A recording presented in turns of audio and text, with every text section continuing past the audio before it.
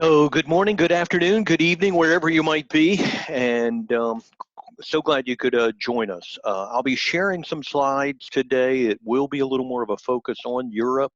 So this is a combined webinar actually for EuroCHRIE and for Kpi. Appreciate you both doing it together. And let me go ahead and get started. I will share my screen.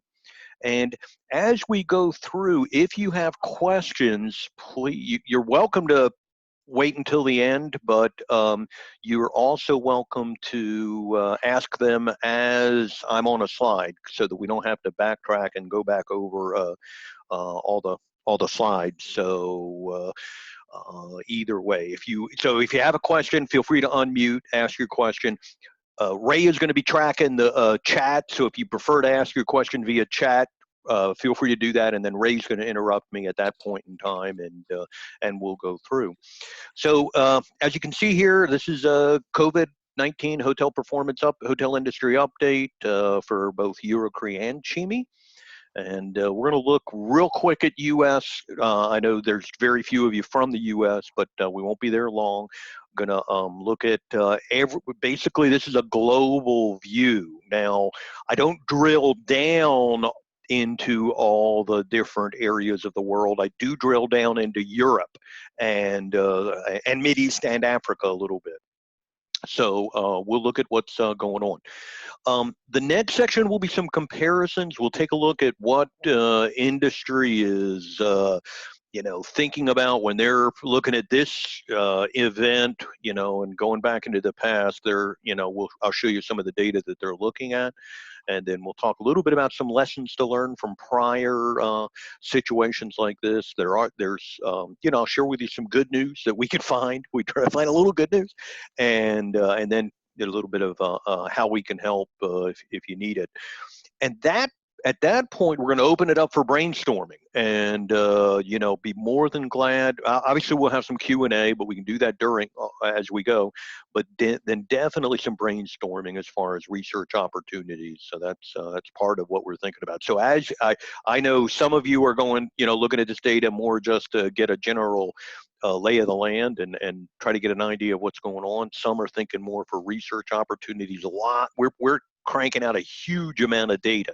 So all the slides that I'm going to be showing you, the data behind all that is available. So let us know. We can get that to you. Most of the people on the webinar, I recognize you guys are members of the Share Center. It's easy to get a membership. The data's free, so I can tell you more about that.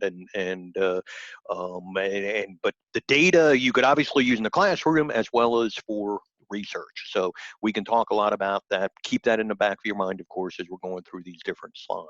So just a quick look at the U.S. and then we'll get out of there real quick. But you notice the last 3 weeks in the U.S. We're at the bottom now, negative 83%. This is a RevPAR percent change. So this is daily data. And it's the totals there are for the last couple weeks. So the last week ended just last Saturday, and RevPAR for the U.S. was at negative 83. The purple line there, of course, is showing the cases going up. So, are we at the bottom? Not exactly sure. We're obviously close. The only good sign is, we went. If you notice, the last 3 weeks, we went from 80 to 82 to 84. So the rate of decline has gone down. We may still have another week or two at a low, and then hopefully we'll be heading back up. Just as a point of a reference, the negative 83 during the week, during last, which was exactly last week, we go back and compare that to the worst weeks in the last 2 recessions. The worst week in 2001 for the U.S. was at negative 38, and for 2009 was at negative 25, just to give you an idea of the severity of this particular situation. I don't know if any of you have seen Arne Sorensen's, he's doing a couple videos, but he basically was sharing that, the situation that Marriott's in now is basically like the last two recessions combined. So definitely that emphasizes that. This I show really because it helps you, think too in terms of the types of data. If you STR tracks data by various class groups, and you can see obviously the luxury and upper upscale groups are hit the hardest. We're almost at 100% in terms of RevPAR percent change. So, and actually, surprisingly, the RevPAR for economy is actually greater than luxury right now, which I don't think has ever happened in history before, just because they do have a little bit of occupancy, even though the rate's so much different. So, this is another way to look at it. We track hotels by the location type. You can see urban and resort are among the hardest hit. Actually, interesting that interstate actually went up a little bit in the U.S. Last week compared to the week before. So that was an interesting observation, and maybe a tiny bright spot. We'll have to see. Might have just been a fluke. Top markets in the U.S. Look at it. Almost all of the top 25 markets are below 30% occupancy. I mean, that's New York, that's normally at a 90% occupancy, is now at 25%. You can see a bunch of these are even below 15. So, it's not like it's just hitting the top markets, more like the 9/11 situation where you had the East Coast, West Coast markets in the U.S. hit. This is hitting everywhere. This is pretty pitiful. Look at the group demand. Group demand basically negative 93. No group business, and we shouldn't be surprised. We've all had conferences canceled ourselves, and but there's very, very little group business going on at all. This is going back to those markets. The purple line, the purple bar there is group versus transient, and that's a great way to, when you think about research, that's a great way to great thing to be thinking about during a situation like this. You can see in these markets, in most of these markets that there's minimal group business, and what's there might just be cancellations. Forecasts for U.S. You can see we just revised this, obviously, and demand. Let's look at that. The demand forecast for the year is down 50%, and then, but the good news is in 2021. We're forecasting an 81%. We do our forecasts with Tourism Economics, division of Oxford Economics, which a lot of you are familiar with, and but what we're looking at in the U.S., we'll see is pretty similar to every area of the world. Let's look at the rest of the world here. Going back, Steve, yes, John. What's the baseline? For which? If you go one slide back. Yes. You say that the forecast for is 15.6%, but what's the baseline?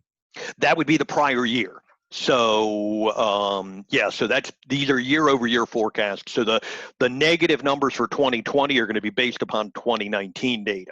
So that's why they're also negative. The only good sign in 2021, they're all going to be based upon 2020 data, and that's why all the numbers look good. That's just the way they do that. I actually have an actual KPI forecast that I'll be glad to share with you, and that's a good point. So you can actually see it off of actuals, not just percent changes. Thank you, John.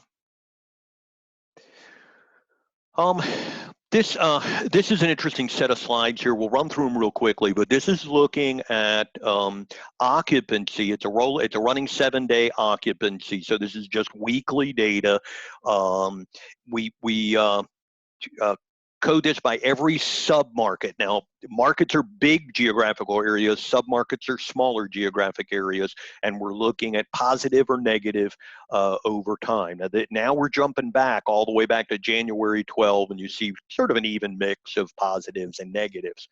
When you go to January 26, I jumped up 2 weeks there, you begin to see some concentration of red in China. Now, just 1 week later, February 2nd, you see, they basically, China is in lockdown at this point. People who had gone home for Chinese New Year were not allowed to return. So if they went home to family, to visit family for Chinese New Year, they were not allowed to return, and that happened. We have a Beijing office with 10 people in it. Almost all of them were stuck around the country at their parents' houses and couldn't get back to the office.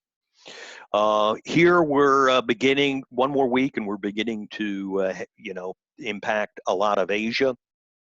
And again, 23, we're turning red a little bit more, and then March 1, you begin to see the impact in Italy, and you see Milan and Venice going to dark red there.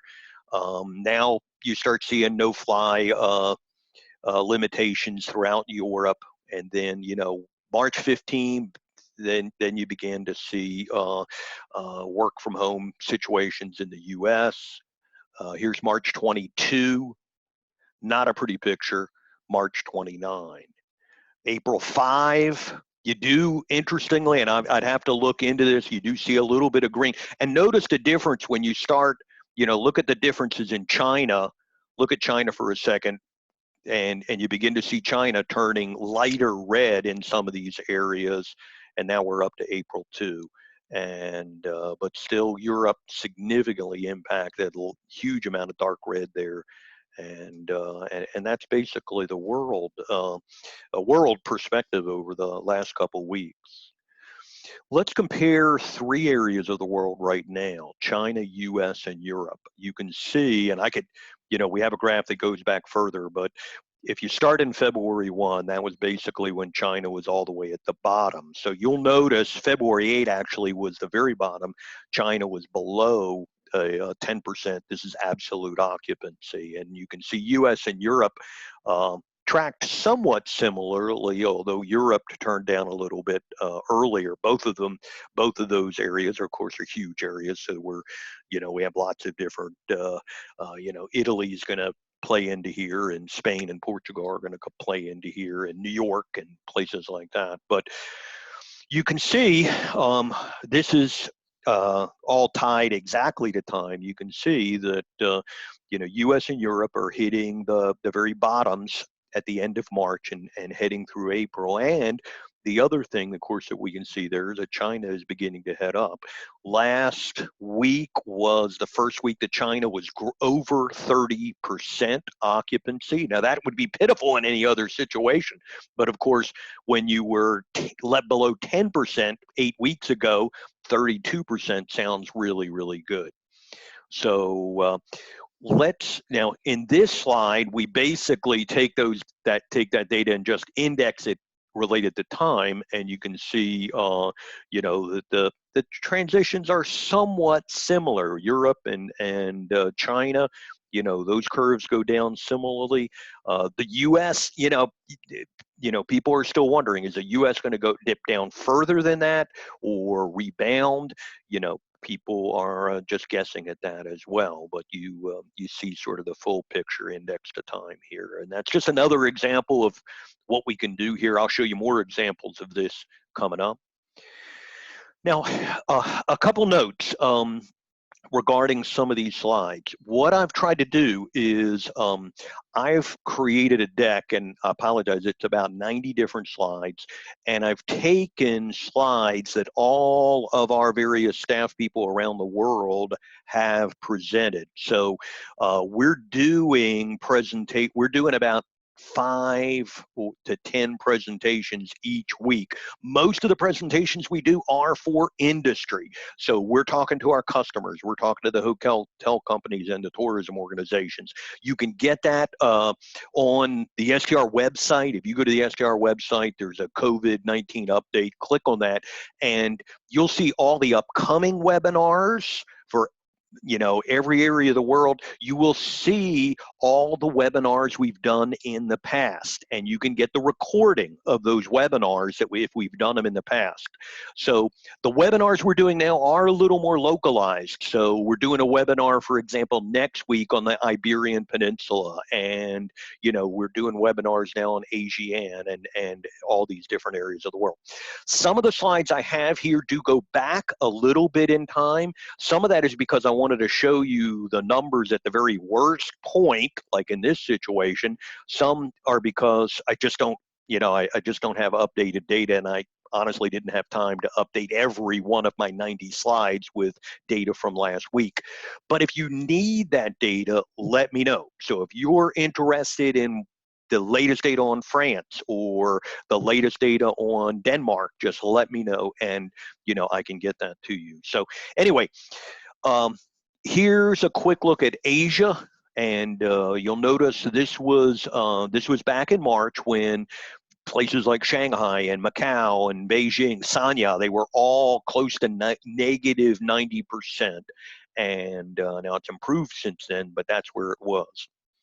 Here shows in just mainland China, it shows some of the recovery, and I'm giving you 5 top markets.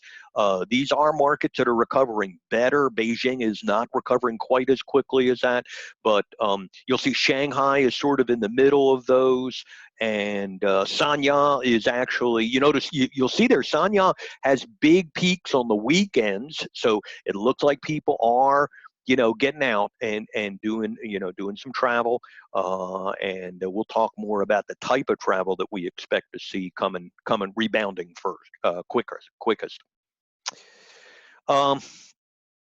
Now, during the February-March timeframe, obviously you can't tell which one of these are which country, but just wanted you to see, as China was going down, these are all the other Asia-Pac countries. They were all going down significantly, so they're all in the negative 60 to negative 95 range. There are a few outliers. If you're interested, I can give you more Asia data.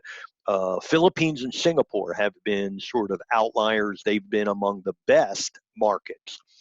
These were the countries that were locked down earliest. It does back up a little bit, but Japan, South Korea, Italy, China, these were the first 4 countries that had total country lockdowns, and you can see where they're at and where they were at that time frame.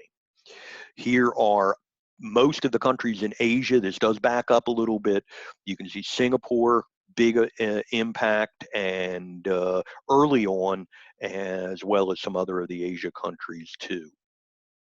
So let's jump to Europe now and see where we're at. This is a couple weeks ago, but just, you know, at the height, you see, you know, a lot of these, you know, a lot of negative 90s throughout Europe. You see Vienna, but you see Rome and Spain, a lot of different places in the negative 90 territory, and so, you know, definitely impacting every area of the world. Here's some of the weekly data for some of the major cities in Europe, and Italy, of course, being the worst impacted. Here are additional cities in Europe and some of the big negative numbers. And there again, I can, if you're interested in a specific location, I can update that. Some of the data for specific countries is updated in the rest of the deck here. Here is a quick look at markets, and you can see, you know, every major market impacted at this point in time. And here we're back in mid-March. At this point in time, London was still not impacted as much, but you're going to see London catch up in just a minute. Here is Italy at sort of the height of the worst possible time, negative 96 in Milan, negative 96 in Florence, negative 98 in Venice.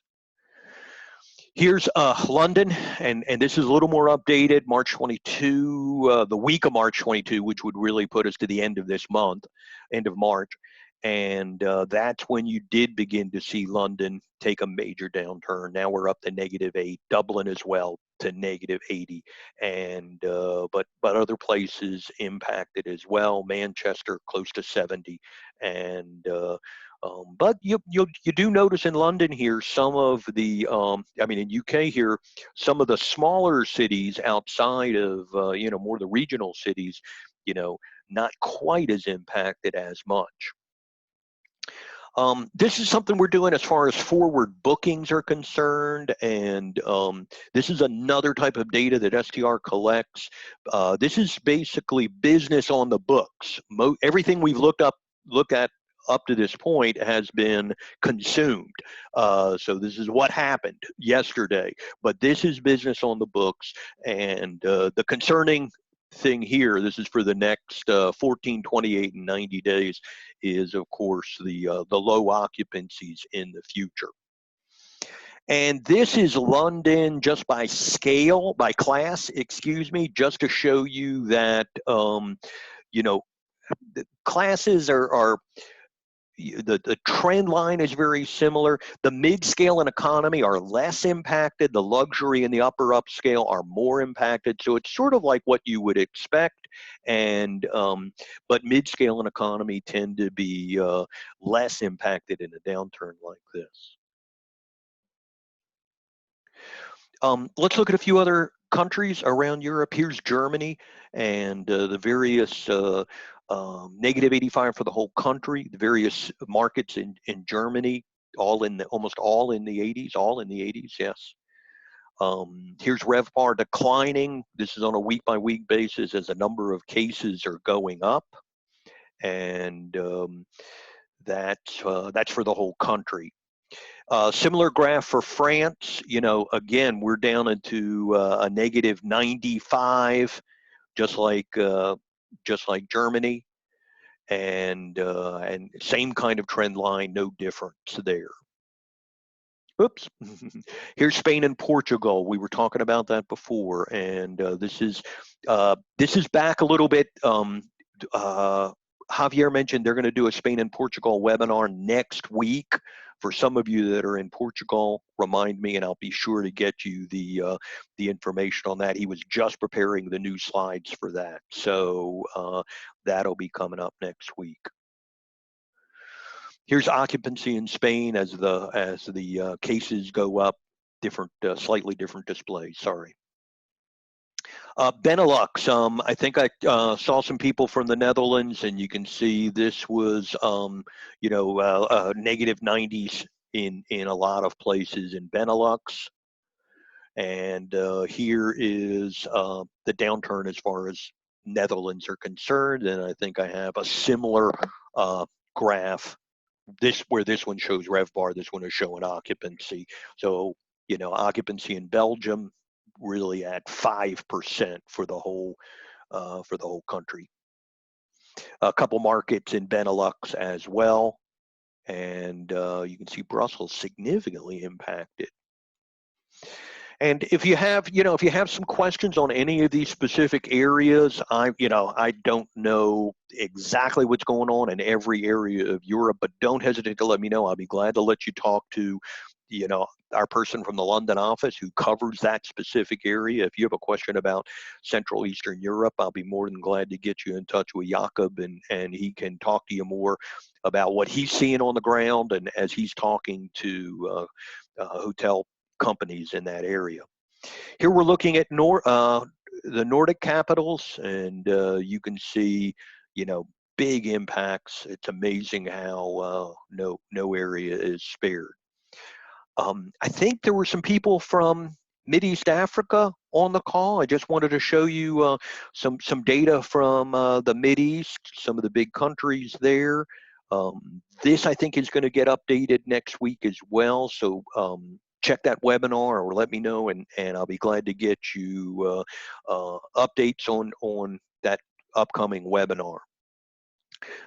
Just a few positive numbers in the Mideast, and I can find out more detail on why that is. If you're interested, I'll be glad to get you in touch with Philip, and he can talk with you a little bit more about that. This is what we're looking at in the Mideast right now.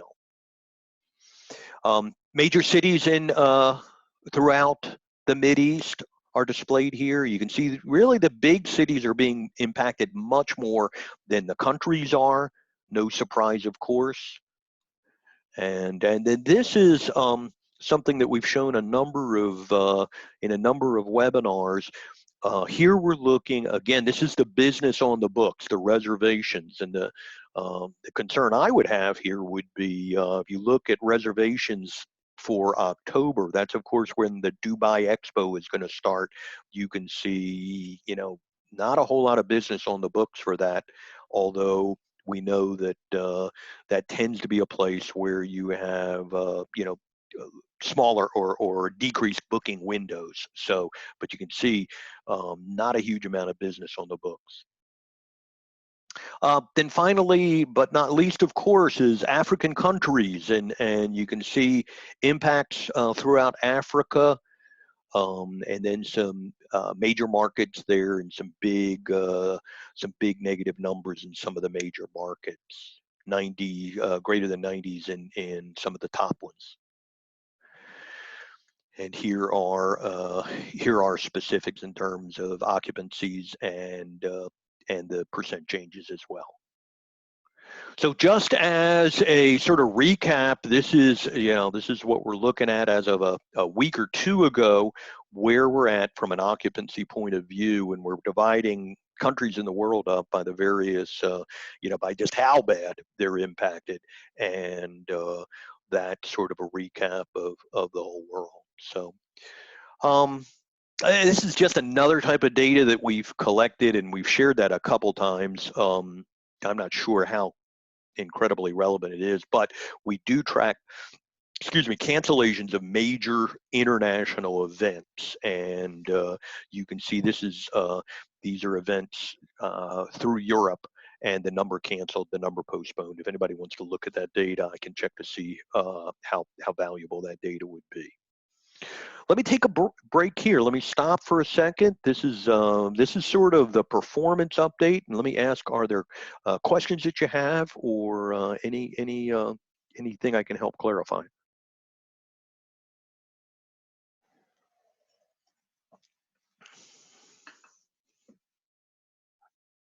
All right, we'll have time at the end as well, so don't hesitate to. Oh, Ray, do we have any questions on chat? Ray, unmute yourself. Yes, yeah, okay.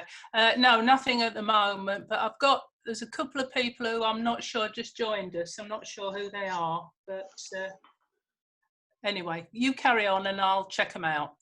Okay, no problem. Okay. Let me just show you there are few small sections here just to look at in terms of data that people are thinking about at a time like this. The first will be comparisons, and of course, people are trying to look at past events at a time like this to try to figure out patterns, similarities, and try to come away with industry takeaways. So let's take a look at a few of those examples. And one big thing to emphasize here is this data is all available for you. So if one of these things are intriguing to you and you think there might be some valuable lessons to be learned, or maybe a valuable research opportunity, don't hesitate to let me know, and we'll be glad to generate this data for you.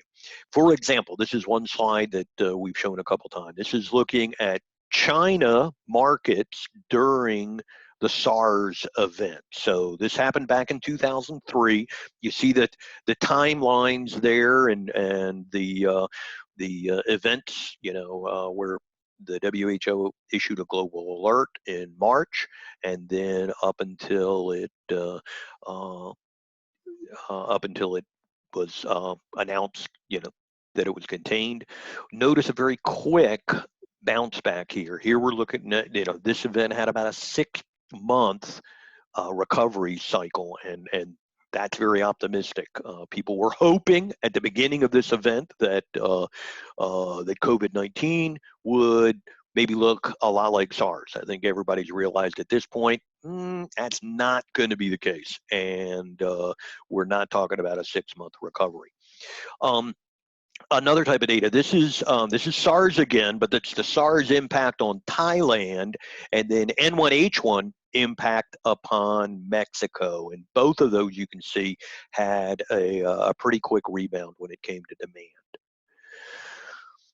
Economic cycles. Now, we all talk about that. This is the economic cycle perspective from the U.S. It's pretty similar in most areas of the world. Europe almost looks the same. Yeah, and of course, the good news is that the industry always recovers. We've had 3 cycles since STR has been collecting data starting in 1985, and and everybody honestly was wondering when this cycle would start. Some people were surprised it hadn't started already, and of course now it'll be heading down. Notice too, in each cycle, we're looking at RevPAR. The RevPAR kept going down a little farther and a little farther, and then nobody thought that it would ever get below -15, and I'm afraid it will, and in this next cycle coming up. So one thing people are doing a lot is comparing the various cycles, and we can do this. We can help you do this for any area of the world if you'd be interested. Cycle 1 versus cycle 2. Now this is a U.S. perspective, so it's going to be a little bit different, but let's look at some of the differences. Cycle 1 is like light purple color, and notice that was more of a dramatic cycle. That started with a significant event. People saw airplanes crashing into buildings and buildings tumbling to the ground.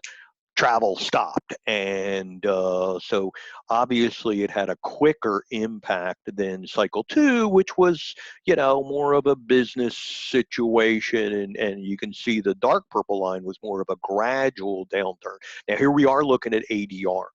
And we're thinking about discounting here. But if you'll notice, cycle 1 reached a bottom. The valley was 12 months. Cycle 2, the valley was 19 months. Much deeper valley, -9 instead of -3 in cycle 2. And of course, the recovery time in cycle 2, 37 months compared to 24 months. Most people we're talking to now are thinking this is going to could be more like a cycle 1 type situation, but everybody's trying to predict, is it a U, is it a V, is it a W, what's it going to look like? And of course, the important thing to realize here, it's different for different areas of the world, and it's different for different types of hotels. And so that's important to emphasize. This is showing ADR declines. Now, this is monthly data, where this was running 12-month data. This is monthly data. And notice in cycle 1, you had huge ADR declines in the first, second, third month. And then, then in month 4, we're up around, 12%. And then in month 5, we're back to, 10%. And then, 12 months in, ADRs have recovered. Now, that's not inflation adjusted. So, you could very well inflation adjust that to get a slightly different perspective. But compare that to the ADR going on in cycle 2. Big opportunity. I was talking to people yesterday about research. That's all we're doing right now. But she wanted to address discounting and what's, has the industry learned any lessons now when it comes to discounting, and how will it look this year, this cycle? A couple things to think about, and these are just some comparisons, but this is showing the rooms under construction through history. Now, go back to 2008. One of the big challenges during that downturn in 2008, 2009 was construction was at an all-time high. So when the industry was, when demand was bottoming out because of the recession, new hotels were opening at record rates, and that's sort of the worst possible storm when it comes to occupancy. Now, you could say, and the supply, the construction number was at an all-time low in 2011. Notice it's come back much more gradually in 12, 14, 16, 18.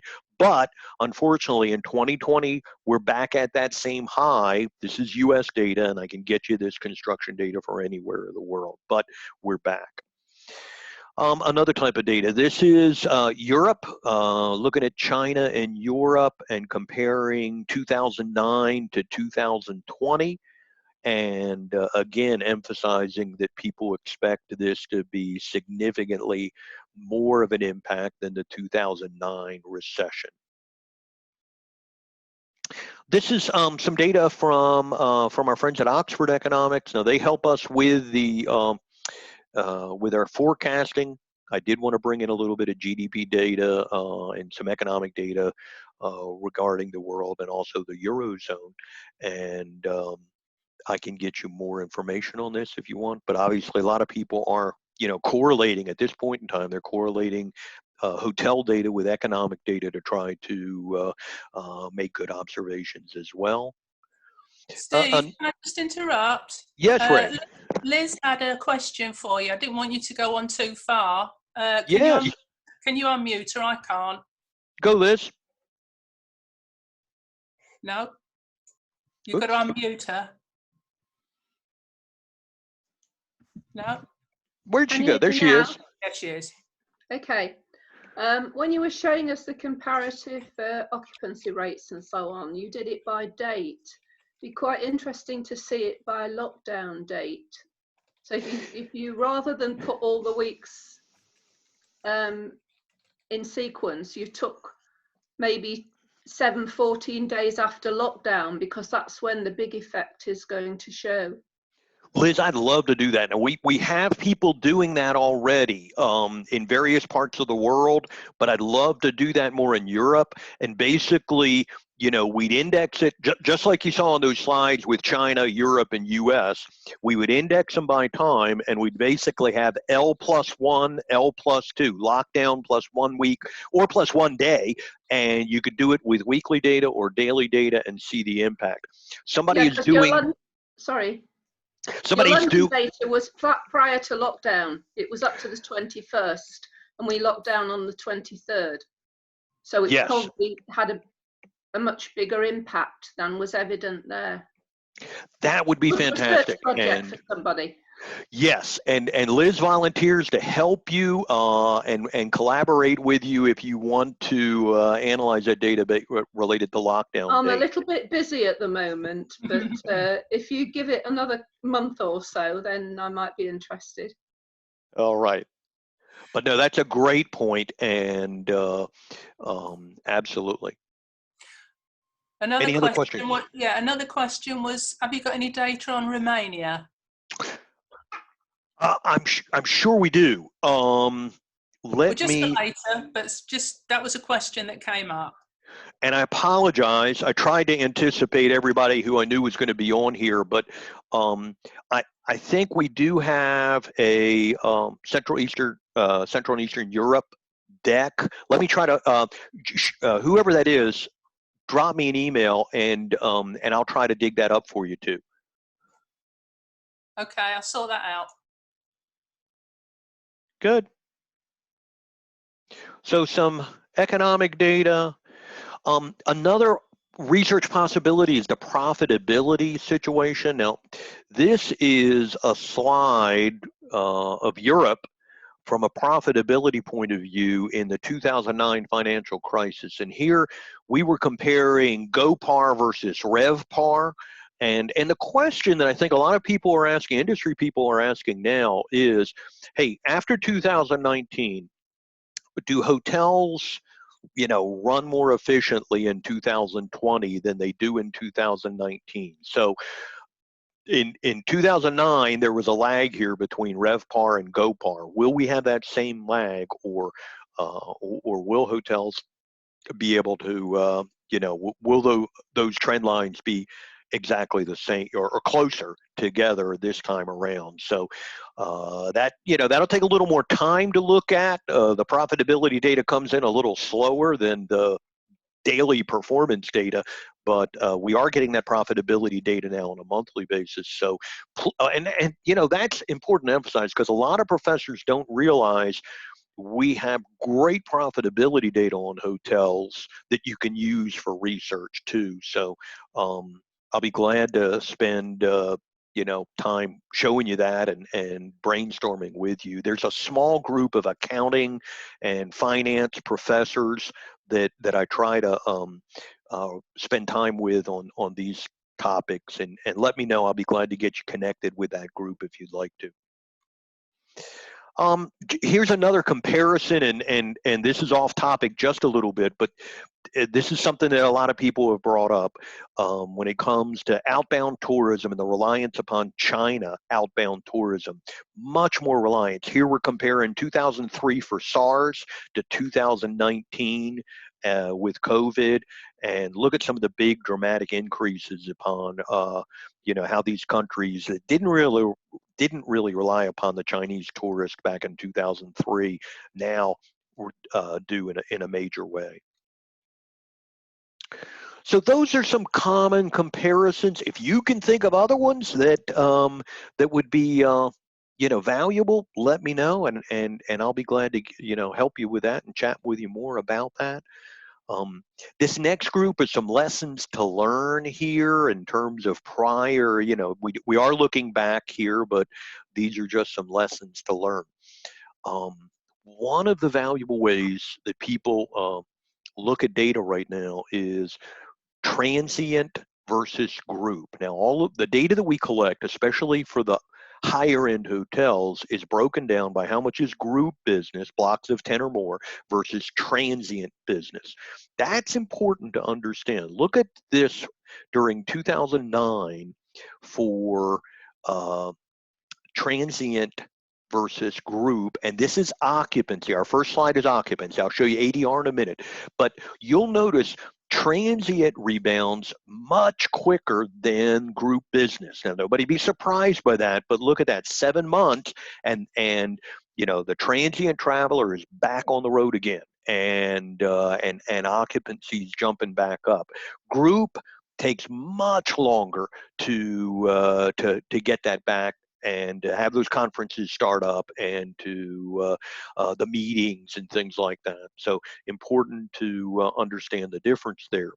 Now let's talk about why. A lot of the why behind that is explained on this slide. This is the average daily rate split by group and transient.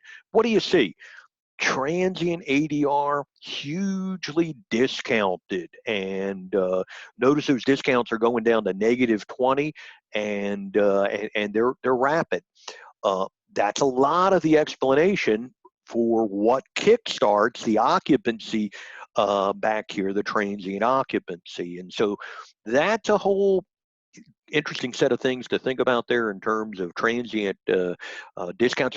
We've been, obviously we're talking to Hilton, Marriott's corporate, and so it'll be interesting in this cycle to see if if we're having the same amount of discounting that we had in 2009, and what these graphs are going to look like when we compare the 2009 graphs for occupancy and ADR by group versus transient to 2020. What are they going to look like? But obviously an opportunity for the transient business.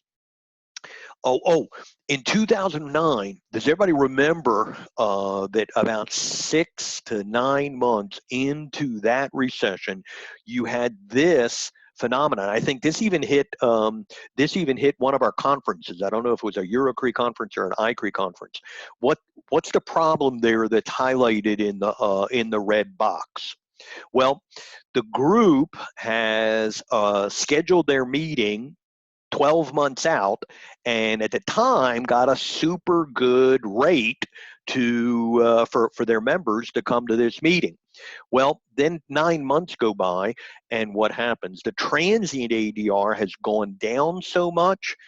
What do we have? The people in the conference are calling the group, the organizer, and saying, hey, I can go online and get a rate that's $10 less than my group rate that you told me was such a special deal. And so that's an important thing to see if the industry remembers that, because that was significantly a problem in the last downturn. A good group sales manager has to be proactive. If they're not lowering the rates, they have to add the benefits and make sure because there were lots of stories where groups would walk just a couple weeks before the conference. They take all their business to a hotel across the street that was willing to give them an ADR that was $15 less because they were desperate for business. Similar positive response, positive rebound when it comes to luxury resort. So here we're looking at luxury resort demand, and this is, notice how quickly those luxury resorts rebound. So think about it. If you have students that are looking for internships or looking to graduate soon, that's something you can help them out with. Those luxury resorts are going to probably be among the first to rebound, and they've laid people off or furloughed people potentially, and hopefully they're going to need people back soon. Some other lessons to be learned. Remember, domestic versus international travel. This is looking at it back during the SARS outbreak. Look how domestic travel was really not impacted as much. International travel, of course, impacted dramatically. And here's another domestic versus international in 2009 for Europe, and you can see not as significantly impacted. So, Louisa, can you put yourself on mute there? There we go. Thank you. Finally, end up with some good news. In most places in the world, people are traveling now more than ever. Before COVID-19, obviously they're not traveling right now, but by the end of the year, they were traveling a lot more than at any point in time in history. So this is just showing you a U.S. example of number of room nights at an all-time high, occupancy at an all-time high for the U.S. So if you look, this sort of applies that last graph to a downturn. In between the first two blocks, between 2000 and 2007 and 2009, we saw a negative 8% decrease in occupancy. But so that went from a high of 62.8 to 54.6. If that same negative percentage, if we apply that to 2019, the occupancy in 2019 for the U.S. is 66.1. So that's still going to yield an occupancy that's close to 60. So the good news is our starting point is higher. Now, the bad news is that we might beat that -8, unfortunately, but we are at a higher starting point. I'm seeing a lot of surveys related to travel intention around the world, and I'm showing you one here from Tourism Economics, and then one we did just recently. We did this on March 10 for Chinese travelers. Travel intention seems to be at an all-time high. There's certainly the potential for a lot of, demand that could potentially explode after this. Somebody was joking about the fact that, they were trying to figure out, will families travel together if they've been penned up in the house together? Are they apt to travel together? So they were projecting more guy trips, girl trips, rather than family trips. Maybe extended family would be different.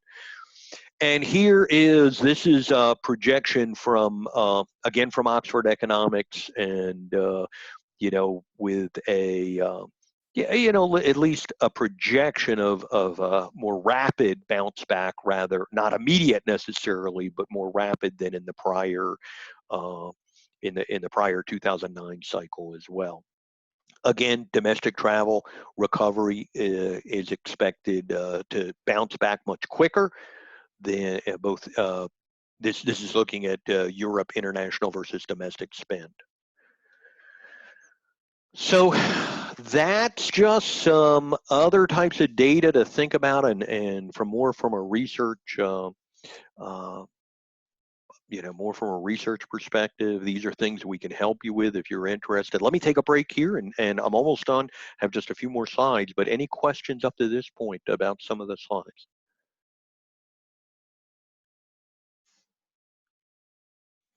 Oops, Ray, unmute. There you go. Hold on, Ray. Go ahead, Ray. Say it one more time. I've not got anybody at the moment who's got any questions, but why don't you just finish off and then you can unmute everybody. That sounds good. Hey, real quick, hotel data. Don't forget, all the data you're looking at here, we can provide to you. We do it for academic research, for student projects, for use in the classroom. Now, data that we make available to a professor through the Share Center has to stay within the university. So you can't take that data and then share it with somebody outside the university. You can't share it with a hotel company or with a tourism organization or with a media agency, but we do provide it to you for use in the classroom. Keep in mind, daily data is available. A lot of times when professors are thinking data, they're getting monthly data. That's going to be old news by the time you get it, even though it's just 30 days out. So daily data is just a couple days out. I tried to give you an example of areas around the world where we do have data. I forgot Romania though, and we can help you with that. And there again, you can get data for any groups of hotels you can think of: country, market, class, or even user-defined sets of hotels. So you could say, hey, how are this group of 5 hotels doing in Wayfair, and you could look at how they're doing in a specific area. Remember the segmented data, P&L data, other types of data that we have available that are a little more specialized, and that's the landing page for the blog. Step 9, point 9 there. That is the landing page where webinars are posted, upcoming webinars, as well as recordings of past webinars. But don't hesitate to let me know if you have questions as well. So we're more than glad to talk to you. We're more than glad to brainstorm. Don't forget, you can correlate the STR performance data with other types of data that you might be correlating. I was in a meeting, sort of a research recovery type meeting, and somebody from one of the major hotel companies was saying they're really going to be looking at search data during this particular cycle, because they're hoping that the search data, specifically Google search, will be a good predictor of travel. And we did a paper with Google last year, maybe the year before, that correlated search activity with performance, and we've had some great findings. But that would be just an example of how we can help you correlate data if you need to. So don't hesitate to reach out, even if you want to shoot the breeze, and we'll be glad to chat with you. I mentioned here, we've been hearing from a lot of you related to online training possibilities. Most of you know the CHIA training, the Certification in Hotel Industry Analytics. We mentioned it there briefly. We have made it possible for a school to offer that in a totally online fashion. So a professor who maybe has never done that before could offer it online. And our newer certification, the CATA, the Certification in Advanced Hospitality and Tourism Analytics, same thing. We're making it possible for you to do that in a total online situation. Just shout if you'd like more information about that. The CATA especially is valuable at this time because it introduces students to the foremost popular types of hospitality and tourism research projects. And one school is out there doing it on COVID-19. So they're basically doing, one of the projects is an event impact analysis, and they're looking at the impact of COVID-19. They're breaking the class up into groups, giving them each different cities, and using the daily data to study that. So that's definitely a possibility. These are some other trainings that we do make available, and just shout if you need any more information on these. Hot Topics is one, and global survey and accounting hands-on, student certification and revenue management. We're working on that as well. Some of you, I noticed just from seeing you on the screens, have competed in one of our market study competitions. We did one last year in London. Many of you were there for that. We just sent out a survey, and we were asking what the interest level. Somebody from UWL was on the webinar they hosted last year, so we did it in November, first weekend in November, right before WTM. We'd be glad to come back and do that again if there is interest. We've done it for 5 years in New York City, so we are planning to do that as well. We'd love to come back to London if people want to. So, and if you haven't heard about the competition at all, let us know. We'll send you some more information about that. So, here's our team. SDR is a big company, 400 people. The Share Center is just a small group, and but we have a generic email address. My address is on there, shood@sdr.com. Any questions, or you need more information, or you have an idea, don't hesitate to let us know. If there are maybe a few people who are not members of the Share Center, we have 900 members in 75 different countries. Just shout and let us know, and we'll be glad to get you more information about how to join that thing. So, that's it. Let me I've got a couple of questions here, Steve. Yes. One was maybe just the prediction on cancelled mega sports events and for the MICE sector. Apparently, the last to recover. Miha, let me see.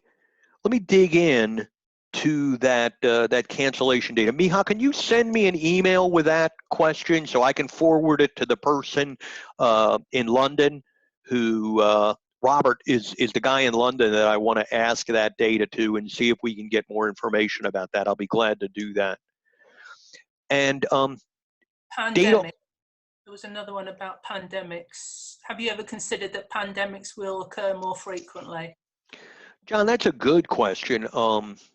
You know, that's interesting, and I mean, gosh, you know, people are, if that's not, of course, our business, but you know, if you think about it, last year Zika had a big impact on now Zika in the U.S. had a big impact on Florida, but you know, it certainly seems like that, and it you know, it would be interesting. Obviously, it's certainly on everybody's mind right now, but you know, we'd be glad to go back. I mean, if you wanted to spend a little more time going back and looking at some of the big ones, we could potentially start at SARS, N1H1, and then bird flu. I mean, gosh, that had a big impact. Wasn't that Mexico? Yeah. Does anybody remember bird flu? Oh, yeah, no. But I mean, yeah, it does seem like the you know, there is an increase, and you know, I'd be glad to look at that with y'all. Slovenia, could you email me about Slovenia? And the person who asked about Romania, could you email me about Romania as well? Thank you, Alexander. Swine flu was the one in Mexico. There was a bird flu somewhere. I can't remember where all those are. But yeah, if you could email me about any of those, I'd be more than glad to follow up with you or get you talking to the right person there. Asia bird flu. Thank you, John. You're up on your pandemics. So yeah, now that's a good question, Liz, about the online competition. Because we have done that before. You know, in the very first years, we had the students submit a video. So let's see what I think Dwayne may have actually asked that in the survey. Let's see what those survey results look like. Liz, can you drop me an email next week maybe? And I think we'll have those results in by next week. I'm looking through. Gosh, you know, what a great group. Thank you so much, Florian. I'd be glad to talk with you more about what's going on in Vienna. Stefan, yeah, same with France and Paris. It'd be great to drill into that. And just for anybody, if you'd like some of that more personalized data, don't hesitate to let me know. Most of you, if you're a member of the Share Center, you should be getting a monthly hotel review. But sometimes faculty get added and they may not, and we may not know about it. So if you're not getting one of those monthly hotel reviews, we produce them for like 15 different areas of the world, so they are localized. If you're not getting one of those, drop me an email and I'll send it to Melaine to make sure she adds you to the faculty list for your particular school, and that'll keep you updated as well. Anybody else? Do you want to unmute everybody, Steve? Yeah. Everybody's coming off, so if you have crying kids in the background. Any other questions? No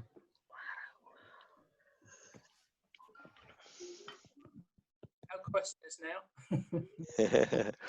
Well, Ray, thank you so much for helping to organize this. And you guys let Ray and I know if you would like to do this again in like 3 or 4 weeks. Probably not 3, maybe 4 weeks, just to get an update of where things are going. 4 weeks from now, we could be in a much, hopefully, we'll be in a much different situation than we're in now. And so you let us know if it'd be helpful to do this again in May sometime. We'd be more than glad to give everybody an update. Okay, I did ask if anybody hadn't registered to get a password, because you might have come in through a different way through Kpi. Could you make sure that you send us your email addresses so that we can keep you updated with any other sessions that go on? I'd be grateful if you could do that. Hey, gram z wami.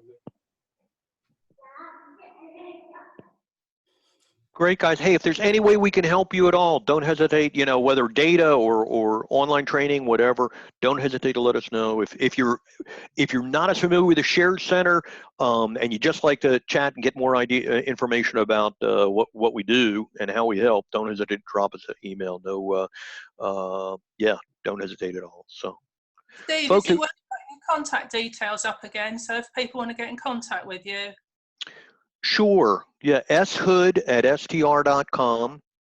And one more time.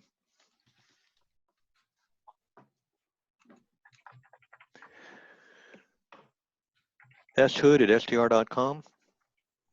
Or sharecenter@str.com as well. So somebody will get back to you for sure.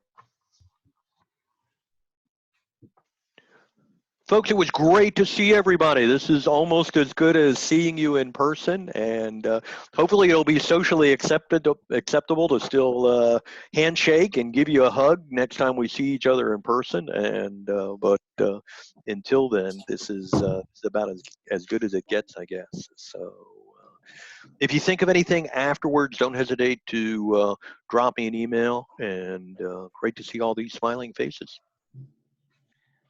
Thanks, Steve. Thanks, Steve. Thank you. Bye. Bye. Bye, Lee. Bye. Thank you. Bye-bye. Thank you. Thank you. Thank you very much, Steve. Thank you. Thank you all. It was great to see you all. Good to see everybody. Awesome. Ray, really nice. Yeah, I thought Stefan was sitting at the beach.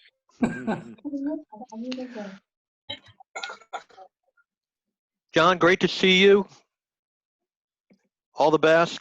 Let us know if we can help in any way. Yeah, try to look at the last question I had, because I think there might be some findings in the different approaches different governments has to support the industries. Oh, that would be neat. Yeah, I know there's a lot of interest right now in how the government's going to help. Obviously, that would be really cool.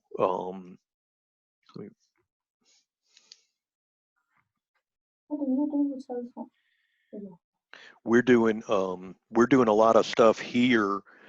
We're generating data. Gosh, I generated a file last week for the U.S. Department of Commerce because you know, they're trying to help, but the you know, the American Hotel and Lodging Association had to, you know, was making the case for the fact that the way they were helping was minimal, and it was really not going to you know, meet the need. And they basically were, you know, they were using data to say, with this stimulus package, it really makes better sense for a hotel to go out of business than to, you know, that accept your stimulus package. So that'll really be interesting to see how different governments do that. That's a neat idea. Okay. See you. Hey, take care. Yeah, you too. Okay. Ray, I will follow up with you soon. Okay, then you want to close down? Sure will. Yes. Okay, then I'll be back with you in a few minutes. I'll ring you on Skype. Sounds good. Okay, bye.